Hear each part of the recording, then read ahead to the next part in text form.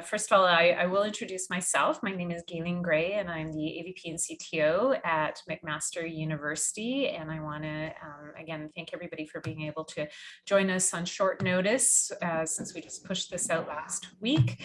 I'm joined by a wonderful and illustrious group of women who are going to talk about their journey in cybersecurity and their careers. And we will have time, I will ask some questions, and we will also have time for people to ask questions through the chat. I do want to let you know that we purposely put this into a format so that the chat could be lively and on, and the group has agreed to participate as well in order to answer questions and just keep this very interactive and fun. And that's what I said to everybody when I sent them my middle of the night message: just remember to have fun, because really, cybersecurity, we all know, is a little heavy in terms of some of the things that we deal with, but overall, we want to ensure that people know that it is exciting, and we're really all very fortunate to work in this space and be able to talk about this and our careers and so forth. So without any further ado, I just wanted to touch off to get our heads in the right space this morning before I hand off to my colleagues here and ask them to introduce themselves, that this is a really interesting conversation for us women in IT and women in cybersecurity specifically. We wanted to take a bit of time. Really, the purpose of this meeting or panel today was to, I don't want to say, I'm going to use the word demystify cybersecurity as a career or a pursuit for women. Obviously, we know that everybody has opportunities to move into various spaces, but the reality is that women still are quite small in terms of the population of people who participate in cybersecurity. And so we're interested today in inspiring, I hope, informing, of course, and also motivating whoever you are and whatever your gender, to think about the opportunity to bring more diversity into IT security as a career, as an area of expertise, and as in higher education IT, as members of your team, to really think a little bit differently about how you recruit, who you recruit, and you're thinking about who might fit into the model and mode of being a cybersecurity specialist. So really, that's the intent for today. I asked Tanya Reed, my communications manager, who I want to say thank you to, because she and her team, Nicholas, Peter, and Connor, have put together all the hard work to make today happen. She gathered some material for me, so I could just make a few points before I hand off and do introductions and get into the questions. There was a 2019 cybersecurity workforce study conducted by ISC, which is the organization known for the Certified Information System Security Professional certification, otherwise fondly known as CISSP, and we all transpose those letters now and then, but that is what it is. And they were talking about the need to grow the cybersecurity workforce by about 145% in order to fill demand. And of course, skills gap and people gap, there's also a gender gap. Women now, and this is probably, I think, as I said, 2019, 25% of the global cybersecurity workforce are women, which is an increase. So it has been on the uptick since 2017, which is good news. But it's still obviously a substantial minimal number compared to the number of men. The interesting thing that I found in this study was that it talked about how a larger percentage of women hold leadership positions. So women who are getting into the cybersecurity workforce are actually getting into more leadership and oversight positions, which is quite interesting. They're also presenting as being higher educated in terms of the workforce as well, which is quite also interesting, and to me as I read that. And I think the one thing that another quote that I pulled before I move on is just something from I hadn't heard of this, the Willis Cyber Academy and Willis College talked about men and women who thrive in the cyber and network security industry are problem solvers problem solvers, able to think logically, can be a manager, customer service expert, and bringing women into cybersecurity space. Women are working in all of these areas. Women are problem solvers and managers and focused in customer service. And if we think about how we interact with people around cybersecurity, so much of it is about communication and problem solving. So there's definitely a place for women in this sector. When it comes to higher education IT and cybersecurity statistics here in Canada, I'm actually interested in if anybody does have a true count of how many women across our higher education IT landscape are functioning with their predominant area of focus in cybersecurity IT. I think there's a lot of us, certainly as I would count myself, in maybe CIO or CTO positions who, just by the default of the work that we do, are involved in this space, but people who are part of those IT security teams. I do know, we talked about this yesterday when we were prepping for today, that we really have a very small handful, if not only just one or two, who are currently participating in the CUCHIO IT security SIG. So definitely still underrepresented as far as that goes. And I do want to just call out one final thing before I move on and get to introduce this wonderful panel. Which is that we're focused today on women in cybersecurity, but the reality is diversity in cybersecurity is a critical area for us all to think about, and diversity across the board, any gender, people of color. We really do still have a long way to go to broaden that diversity range. So with that, I'm going to turn to this nice group of people here I'm really pleased to see today. So thank you and welcome to everybody. I'm going to ask each member of the panel to just take a couple of minutes to quickly introduce themselves, their position, their institution, and a very quick synopsis of how they ended up in the cybersecurity role. I want to point out that Marissa Benson is going to stay mainly off camera. That's her choice, but she will be happily typing away and adding to the chat and or coming on to audio. And I'm going to leave that up to Marissa to decide. So thanks, Marissa, for joining as well. And so I am going to start first, though, with Tracy Dallaire from McMaster University, please. Well, good morning, and thank you, Gayleen, and thank you to the co-panelists. I'm looking forward to the conversation today. I'm Tracy Dallaire, the Director of Information Security here at McMaster. I've been here just over a year now. So my path to information security came following a 20+ year career in the Ontario Public Service, predominantly in roles of audit, risk, compliance types of areas. And I was typically in ministries or areas where I was doing that work, where vital data for Ontarians, as well as life events for Ontarians, were provided.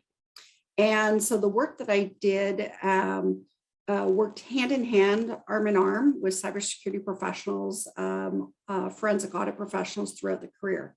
So in Ministry of Transportation, we were very focused on protecting citizens' identity, that guide them along for their driver's licenses, and the kind of preventative detective controls that protect your identity as an Ontarian. As I ventured along there, that's where sort of the seeds of interest in information security began to be planted. Our role was really to look at making sure we had the best kind of controls in place to protect both your identity, your data, but also the services, so that they're available and ready to go, whether it's for a driver's license or you're in the youth justice system or in social services. From that, I had the chance to fast forward, spend a little bit of time at eHealth Ontario before moving into higher education, where we were in the precipice of just moving from 4,000 health records live in Ontario in the acute care hospital setting. And over a number of months, we were going to move to 40,000 to 400,000 as we were going live with electronic health records in Ontario in acute care. And arm in arm with the CISO, the Chief Information Security Officer, we were providing assurance to the board, to the government, to our leadership that we were ready to go and we had the controls in place. And I spent quite a bit of time during my time at eHealth really building that passion and desire to say, you know what, my next step in my career, I really want to get into information security. and through some great mentorship from wonderful leaders in information security and that experience, in 2018, I had the opportunity to really deliberately shift career, going to Mohawk College and entering higher education, where I was leading the information security group and digital strategy, where we built a security roadmap. And also we were very involved in understanding how we could build the academic programs to build that next generation of technical professionals in areas like cybersecurity, artificial intelligence, augmented virtual reality, and others. And out of those, I would always say, my favorite is cyber. Love all the areas, and they're so intertwined, but really became super passionate about bringing that next generation all the way from K to 12 into college or universities to chart a career path.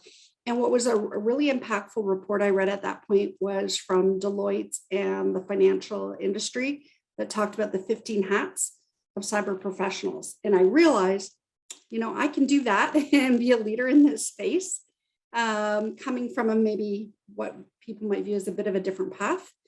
And then I've had the privilege now to come over to McMaster University and provide some leadership and join a wonderful team with Gayleen and these existing team that Marissa's a part of here today. And so that's where I am today and able to join this conversation. So thank you. That's great. Thanks so much, Tracy. Michelle Moore, would you please introduce yourself? Absolutely. Good morning, everyone. It's so nice to be here with all of you today. So my name is Michelle Moore, and I'm the Director of IT Security and Project Management at Humber College. I joined Humber 7 years ago to help them to build out the project management office. And most of my experience over the years has been around project management in IT in industries ranging from telco to call center and data center outsourcing to healthcare.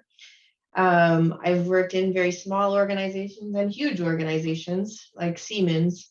I think what has always been my passion is helping to build out new teams and processes. That's something that I really enjoy. And so after having started that work at Humber in the project management, building out the project management office, I was asked if I would like to take on the role of cybersecurity and leading the development of that practice at Humber. And so I had to sit back and really think about that and how was I going to, how would I see myself in that role? And I think my experience over the years, I'm not a technical person. I have always been on the leadership and business side of the IT work, but have been, I guess, a translator really in terms of working between IT and the business, and have used my strong communication skills to help build my career.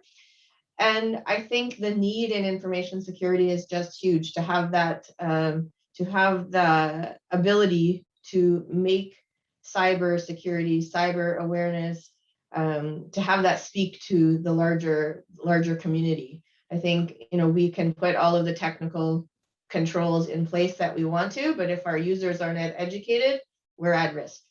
One user, one risk can really take down an institution. So that opportunity to kind of play a role, one in building out a team at Humber, which I love, and the ability to kind of change the face of what cyber security looks like and in building out what that roadmap is and helping Humber to improve their security posture. That was really exciting to me. I think it made sense too for the organization because the project management office is kind of separate and an objective third party to the other departments in IT that are really highly focused on security and have to support the security roadmap. And so as a kind of objective third party, we are able to drive the roadmap for the entire organization and not kind of have a bias towards the networking side or the client side or the enterprise application side. So in that way, I think it's a really good fit.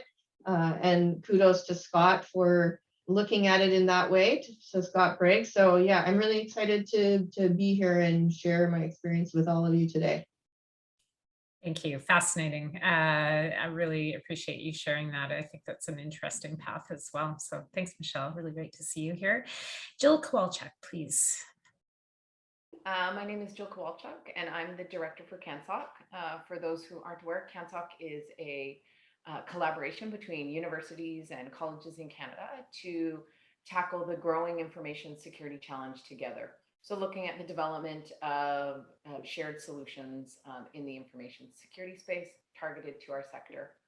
I have a degree in computer science, but I'm very new to the information security space. I was thinking back on this for a couple days now, and I don't think information security existed when I went to university. Although I definitely, at least I definitely didn't take any courses in that space.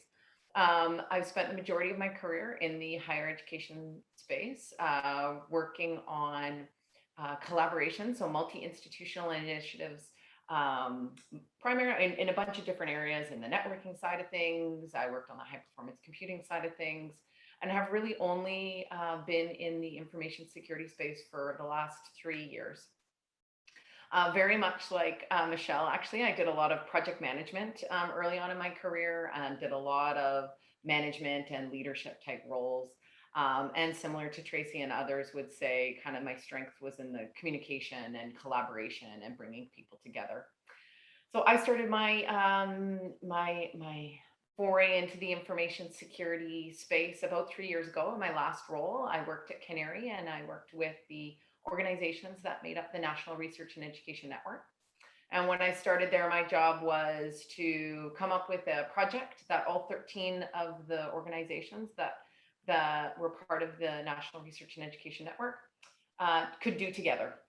And so when I started, everyone was really excited. Jill, we did all of the groundwork. We know we're going to do a project in security. And of course, a few minutes in, I realized that security was really big. And while everyone was very proud that we narrowed it down, it was still a very large field that we needed to figure out. It was a lot of fun. I learned a ton in a very short period of time, particularly around the technology side.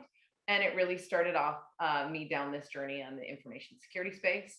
I was very fortunate to be able to work on the CanSSOC project from its early days with Gayleen and others, to better understand this really growing challenge that obviously all businesses and individuals and organizations have in the information security space, but particularly in the higher ed space, given a lot of the challenges and complexities and research programs of the institutions.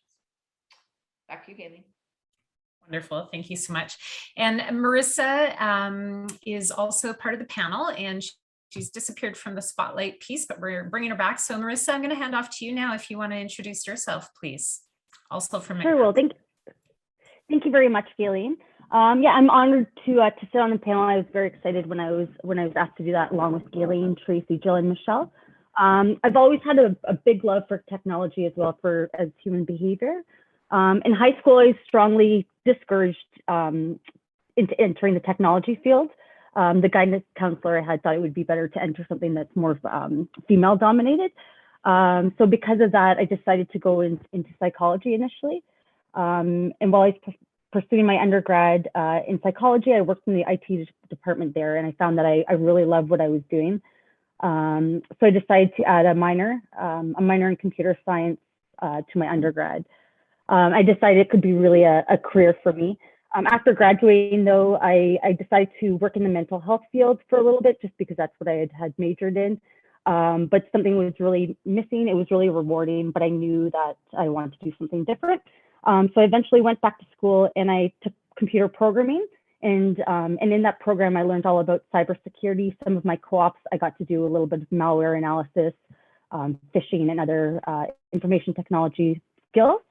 I worked for several years in the private and public sector with Research in Motion, which is now BlackBerry, as well as the Ontario government. And in those roles, I was sysadmin mostly, as well as a technical specialist. In 2013, I was fortunate enough to be hired by McMaster, and I started out initially on the tech services team. Had a wonderful manager and guidance there.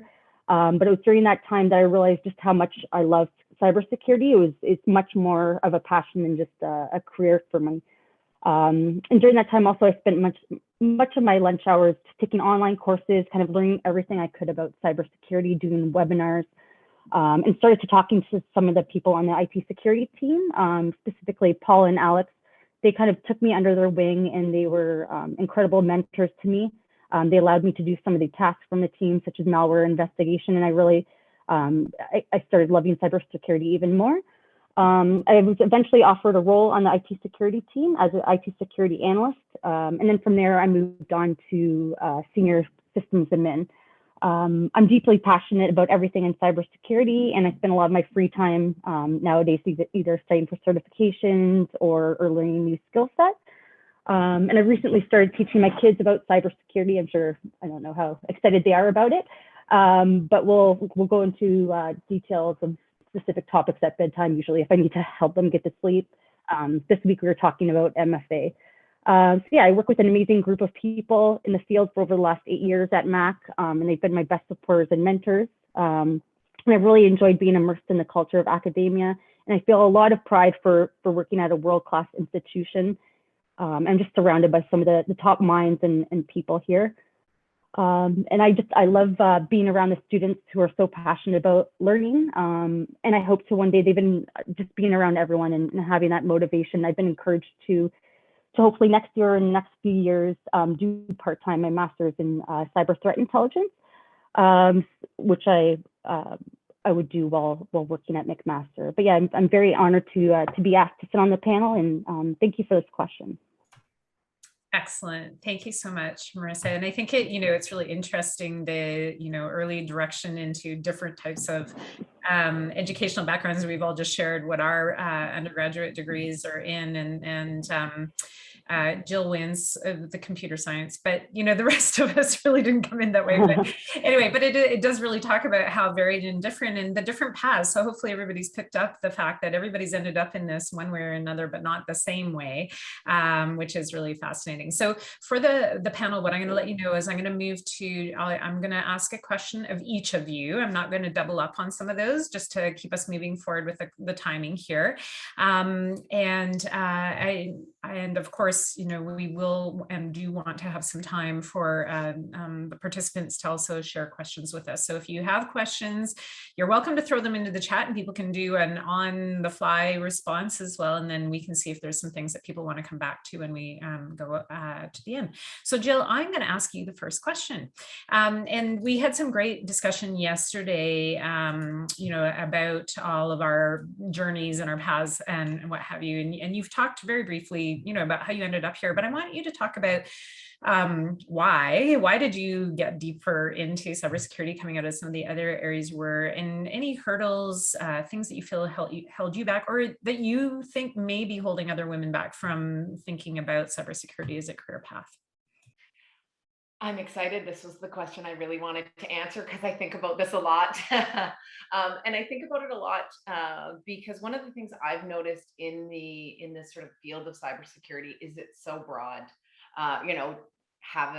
Did my undergrad in computer science, so did software engineering and all of those other things that I can't remember anymore.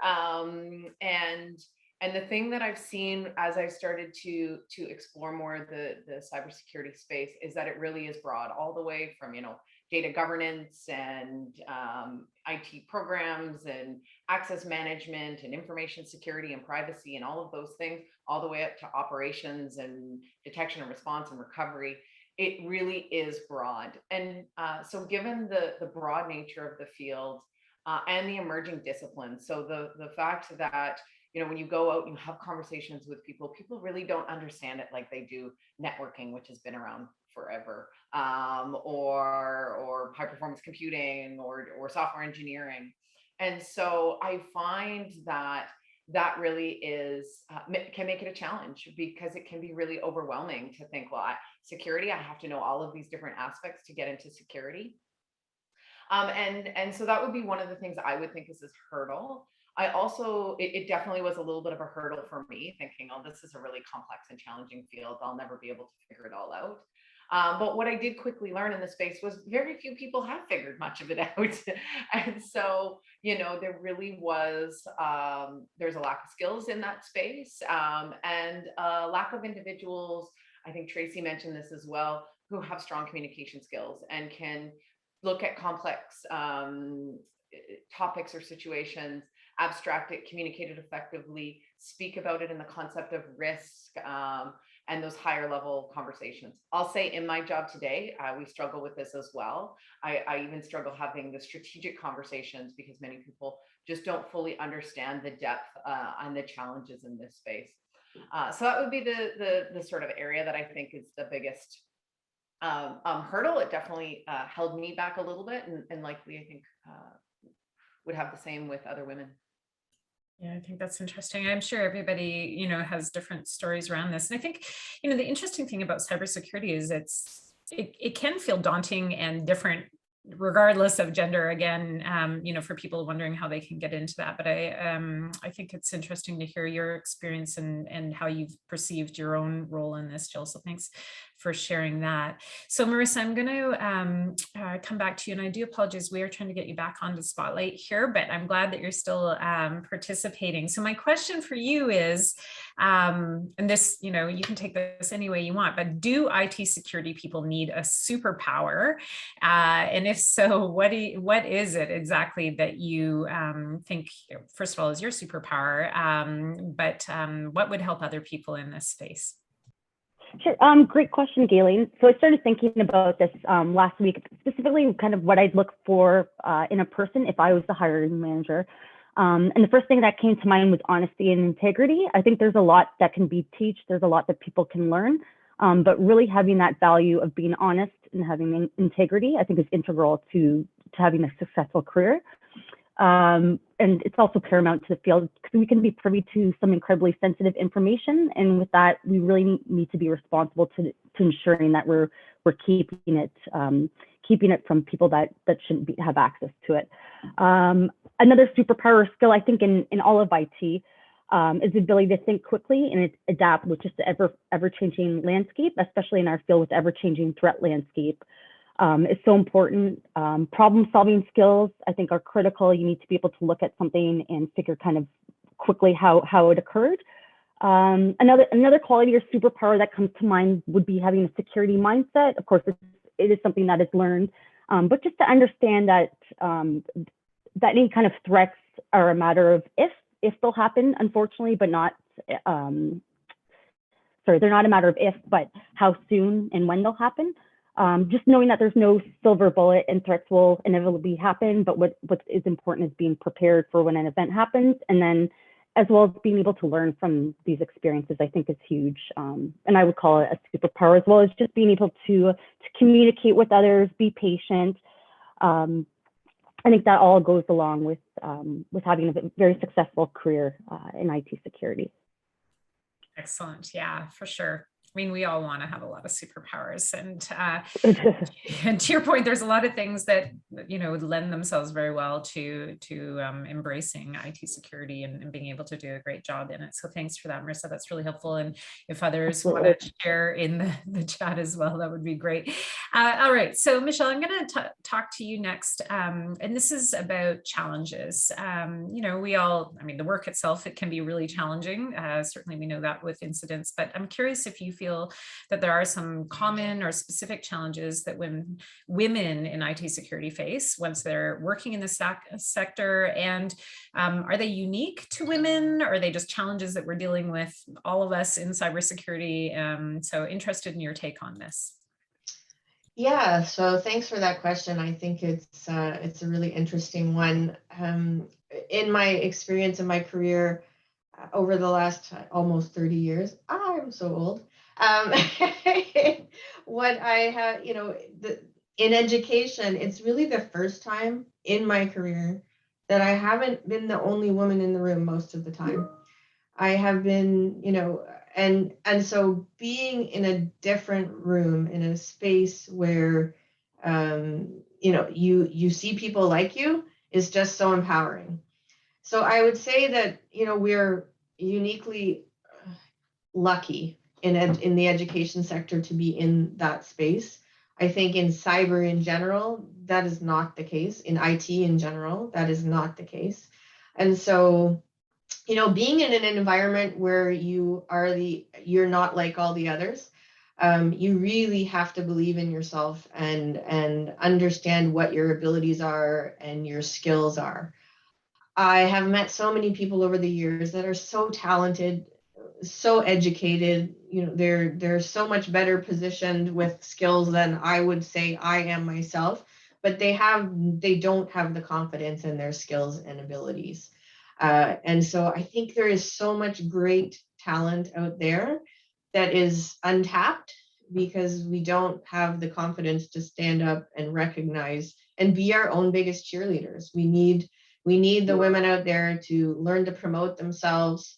That isn't something that we're really taught. We need them to see outside the parameters of defined roles, because so many of the roles will say it's a must that you have an undergraduate in computer science. Well, look at all of us. We don't have that background. So how did we get in the roles that we have? We had to see outside those boundaries and say, I know that I can do this. I can do 80% of this role. I don't need to be able to do 100% of this role to get there. So I think those challenges still exist. Those biases still exist. And so I think we really need to work hard as leaders in this sector to try and help our colleagues to see really what their skills are, and how they can use those skills to help this industry grow, and to help us support our sector in being successful in providing the services that we do. So I think that is probably the biggest challenge. It's not that I don't see it as being the technical skills that are the challenge for us. It's our own ability to see ourselves in different roles, and kudos to all the women on the panel that were able to do that, but it is a challenging thing. And I recognize that we all come from a place of privilege. So it's not always as easy for everyone as it may have been for us. Not to say that it was easy for all of us, but we do come from a place of privilege. So I think there is still challenge, and it's for all of us to, do what we can when we can to try and change the model. I think that's really fascinating, because one of the things that we're talking about there is the challenges within. So, Michelle, you're highlighting this issue, and Jill has commented as well as Marissa on the imposter syndrome, which I've reworked in one of my blogs and in a Cisco conversation I had. It's really about deep insecurity, right? And feeling like you're not enough, or this isn't something that you can achieve, or you're worried that other people will think that you're not really capable. So I think that's it's a fascinating comment. It's also a challenge. How do we help people to build confidence? And I think that you've talked about the leadership piece, but there is a component of this that is very much about ourselves and developing within. So I'd be interested, I don't know if you have a thought about that, Michelle, before I move on to Tracy, but any thoughts about how do you help yourself to feel more confident? I mean, you obviously have a level of confidence, but how has that been built in your path? Yeah, I think it comes a bit from having great mentors and great support in my system. So I, from an early age, I had a father figure in my life that was an experienced business person, and I looked up to him and wanted to be like him. And so, I always kind of had that knowledge that I wanted to be in business, didn't know what I wanted to do. But he showed me what hard work was, and he kind of showed me how to network and do a lot of the things that are necessary to build a great network. And I think that over time helped me to build my confidence in having conversations and being able to promote myself. The thought about having a coffee chat with someone just to learn what they do created so many opportunities for me. And again, I know I have come from a place of privilege, but that just instilling that in me, that you've got to work hard at knowing your talents and knowing what you're best at and finding your place, because I didn't know where my place was. I think that really helped. And I think we also have a proclivity to focus on the negative. And so, you focus on, the things through our whole school system. What if we're not good at something, we focus on that. And I try to look at the things that I'm really good at. I know I'm not a good technical person. That's not my strength. So I depend on my team for those things. And I really, I rally and go get behind the things that I am really good at, and focus on that. So I think it's really about, everybody has their strengths. Focus on your strengths and don't worry about the things that you're not so good at, because you do not have to be an expert at everything. And so I think it's a mindset, and it's being thankful for the things that you have, and that presence of mind to be grateful for where you're at and what you have and those strengths. Excellent. Thank you so much, Michelle. That's great. Really inspiring. All right, Tracy, and if you want to give a thought to what we just talked about in terms of self-confidence and helping to build that, happy to have that as well. But I'm curious if you can share with us any challenges, surprises, things that you weren't expecting. You saw a path for yourself to get into cybersecurity. So I'm curious if you'll share with us the challenges or surprises that you've encountered as you've entered into this career. Great, thank you. Just to build on the last conversation as well, is as you're going along on that path, it really encourages you to figure out what your unique value is, and try to avoid trying to change who you are to fit what we think or what we might think is needed. Be you, and as my daughters say, you do you, Mom, and do that and chart your space. Some challenges and surprises. So, and I'll just talk a little bit about what I find really interesting over the last number of years of what threat actors are doing, and how that kind of then links back to some enormous value that people from diverse backgrounds can really help provide in this space, and why it's so vital to have people from a variety of backgrounds is our world is so complex technology wise. It's, with COVID, we've been working from home, we have hybrid environments, everything's so intertwined from our technology. So I think we all get, technology has become so complex. Threat actors know that. They've evolved what they do and how they operate. And it's quite sophisticated and also very unsophisticated, where they're looking for least point of resistance to hook into something and move around. And so what I found very interesting, both when we were, having the dialogue at eHealth Ontario about going live with the board, and now I'm at McMaster as we work through activities, is it's what's really important is getting everybody getting to the extent that they need to a shared understanding of what's going on, and being able to translate and communicate the technical things that are going on into where we're at, why we need to make decisions, and help inform decision makers who need to make really important decisions at vital times, and be able to be that translator and that communicator, and really understanding and being dialed into seeing where people are maybe not understanding what's happening, because it's complex. So I think it's so vital that there's so many people from a variety of backgrounds in security that can engage in that conversation with all of the leaders that are then put in a position to make really critical decisions as events unfold, or as resource decisions are being made. And as we're trying to, change behaviors, change workflows and practices, that we can have that dialogue and meet people where they're at, and understand what might be confusing as to why we need to do something. So, it's sort of a complex way of saying, I think it's that having a diversity of perspectives in the profession and within a team as we come to making those really quick decisions, so that you can be really dialed into your stakeholders and understanding where they're at to help them along the way. That's great. Thank you for that, Tracy. I think that's really insightful as well.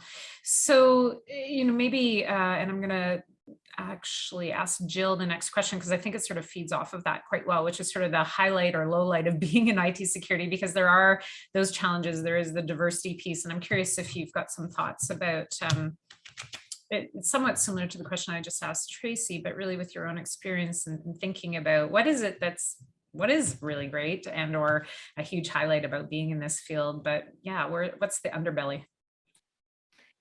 And so I'm going to say I prepared for this question in what is the highlight or low light of being in IT security and higher ed? And so I'm going to answer that question only because I think the higher education space is such a great place to be. So I'm obviously biased because I've spent the majority of my career in the higher ed space.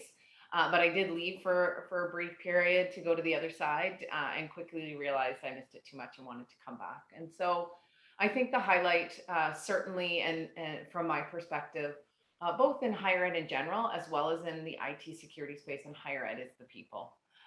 It really is a great community where you get to participate both inside your institution with really great people and really great mentors, as well as outside of your institutions across Canada, across your province or territory. And, every single person that I speak to talks about this as being really unique, particularly those that have gone away and come back or started in industry and came back.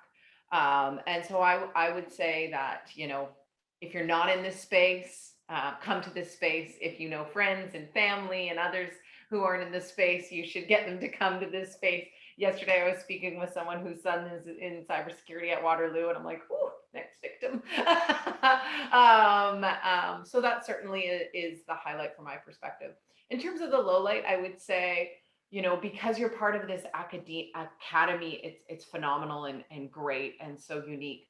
The challenge on that, I will say, is that it's really complex, particularly information security side. If you ever go and start, I don't talk too much about work in the in-depths in my social gatherings because it can go down a lot of rabbit holes. But a few times that I have done it, you get that, oh, I've got this security thing figured out. And I'm like, oh, you have no concept of how a university runs, do you?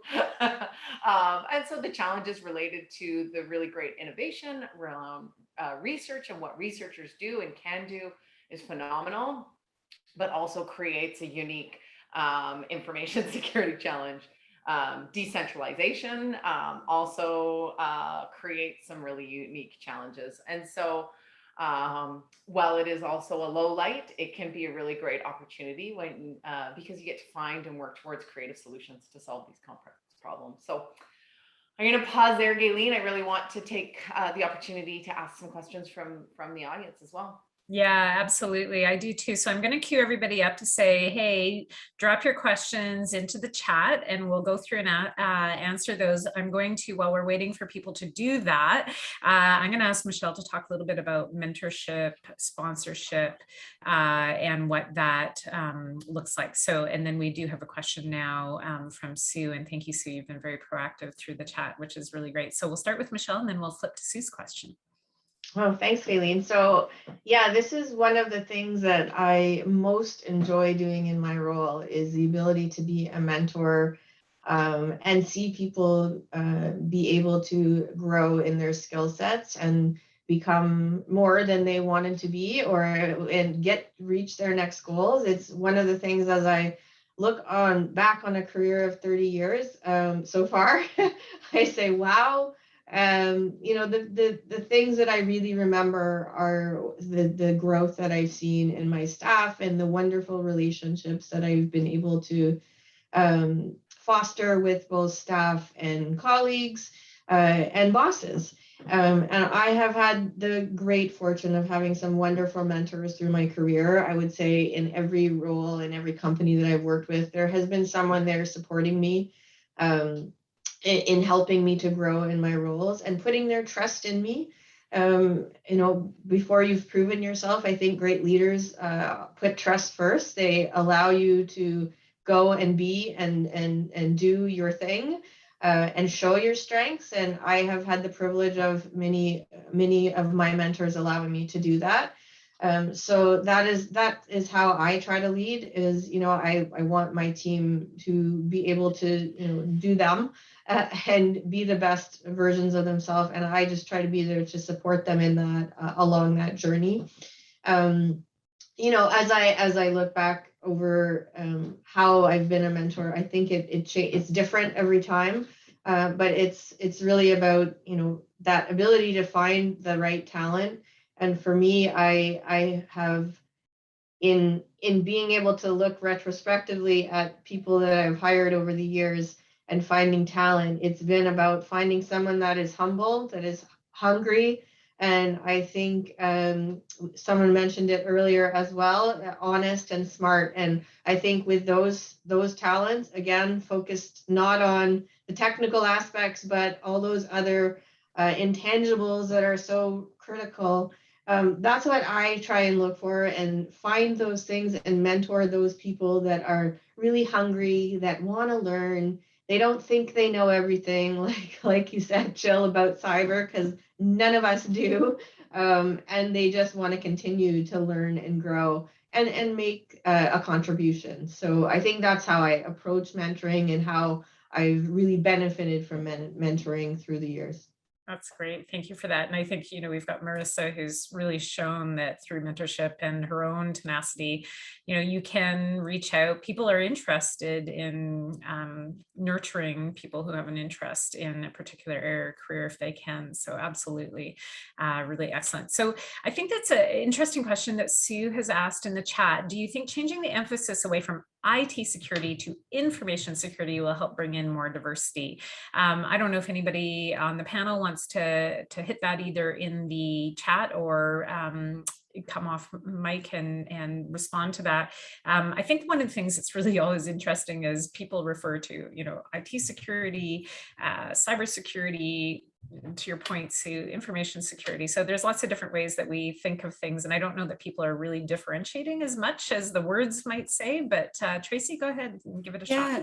No, you raised a really good point, Sue, because again, the terms you hear, cybersecurity, IT security, and at its core, what we're trying to do, no matter what business vertical you're in, is protect the confidentiality, the integrity, and the availability of the information and the services of that organization, which is information at its core. So it's a transaction, it's a person's life event. And, I think that that really resonates or can resonate more with individuals of what is it that we're trying to really protect. And it's in cyber security, although it's a really interesting term and gets exciting, it may not, people may just think of, well, it's the hardware, it's that server, those cables, and it doesn't ground it as much for the individual, because ultimately it's also about individuals' behaviors, how they protect their passwords and the types of passwords they choose and what they click on or don't click on. And it's that security culture building. So really, really good point. Yeah, interesting for sure. Thank you for that. I think that's great. And thank you, Jill, for adding into the chat as well. Yeah, and I do agree, so much of this is about behavior. We often talk about, IT security, information security, cybersecurity. It's a team sport. It's really important for people to understand their place in it, whether they see themselves as being professionals in this space. All of us have a role to play, obviously, and that's a big part of what National Cybersecurity Awareness Month is about, as we know, is educating people and helping them see themselves in it. So really great question, Sue, and thanks for that. If there, and I've got another question I think we've got from Krista Morrison. Thanks, Krista, who's asking, she's got an interest in science and tech communication, creating shared understanding. So sharing success stories, strategies on how to make their thinking more visible, like what it is in terms of trends and good practices. How can we help tech users build understanding across all generations as far as that team sport, as I was just talking about? How do we help people see themselves in IT security rather than assuming that you have to be a cybersecurity or IT security professional in order to actually address cybersecurity issues and challenges? Michelle or Jill, Marissa, maybe to take a first stab, and then we'll go from there. Anybody? I can jump in. So I think this is a really great and interesting question. When I was thinking about it from my perspective, what stood out the most was actually just stealing something that Gayleen says all the time, which is telling that story. And so, you know, when I read your question, what really sparked for me was thinking not about people inside our space, although it definitely applies to them as well, only the stories might be slightly different. But if I think about sort of family and friends and, you know, when we do have conversations like that, what I find people find really interesting is some of these stories. Obviously not the super confidential ones, but there's a lot of interesting stories about what we see in the space and what happens that can be really fascinating and interesting in its unique nature about maybe something that's been compromised and how a different individual went through and made that compromise. You know, and you can talk about what fishing and spear fishing means and all of these different things. I know for me personally was really fascinating when I learned it, and found that when I talked to, you know, my sister who's a teacher and my neighbor who's in healthcare and told some of these aspects of these stories, they also found it fascinating. And then later, a week or two later, it translated into different things that they did about, you know, not clicking links or how they communicated to their kids what they should and shouldn't do. And so that storytelling can be really impactful, both for people who aren't in the space, and then, you know, as Gayleen will say, certainly in our space, and for some of the things we're trying to communicate, telling those stories about why it's important and why we need to understand it, whether it be a technology user or a strategy decision maker, I think is absolutely critical. Yeah, I completely agree with you, Jill. And I think the other thing that I've seen be successful is trying to bridge the gap between work and personal, and just in the vein of keeping communication simple. If we can explain to somebody how to protect themselves at home and why that's important, and it's about their information, then they will take that through to the work that they do for us. And so I think taking it down to that common level is really helps to get the message across. The technical side of what we do every day and the big incidents are, they do resonate, but I think what resonates more is when somebody loses their own information, right? And they experience that. So that's something that I've seen be successful as well. That's great, thanks. Colin has a question about work from home policies. I think it is really fascinating for all of us as we're all working from home right now. I don't know, Michelle, where you are as you're engaging us today, but is there something more we need to do to help to support women and this work from home environment, building better policies and capabilities or opportunities for flexibility? I think I'm reading a lot into your question, Colin, but I'm going to throw it around and you can correct us in the chat. But what is it that you feel has been, maybe you can, again, about your own experiences, what's been helpful or has helped you through the pandemic in your work from home environment, and what kind of things do you think we need to be more attentive to in supporting women and flexibility in work in order to draw more people into cybersecurity? And one of the things we know for sure is when there's an incident on, it's kind of all hands on deck, all around the clock, very stressful. And, you know, for people who are balancing all sorts of different responsibilities, that can be quite a challenge. So curious about any comments on that. I think you can riff that any way you want. So Tracy, I'm going to ask you to give that one a kick, and Marissa, at any time, obviously, if you want to jump in, by all means, feel free to do so as well. So Tracy, we'll start with you. Yeah, great question, Colin. And I sort of I think about it from all members of families. We have a lot of, let's say, some of the caregivers, parents, grandparents, dads, that are staying home and taking care of kids or taking parental leave. So I think we've come a long way in terms of the policies and the more broader general acceptance. COVID's really turned everything on its head. And I guess one thing in general is I think there's been just such a humanizing, I guess, or being really compassionate and empathetic about the complexities that each of us are experiencing doing the work that we do in our home lives, and being really supportive of each other And as we move to whatever this new normal is going to be, hybrid environment, as we're evolving, and let's hope everything continues to trend all in the right direction, that we continue to consider that compassion and that empathy, and how we really are just kind of dialed into those stresses and pressures. And I think the spotlight went on to it during COVID. And I just hope in addition to policies, just that culture and that environment of compassion and empathy, and really understanding where people are at, and creating an environment within which they can still bring their great value that they bring, and feel valued in return.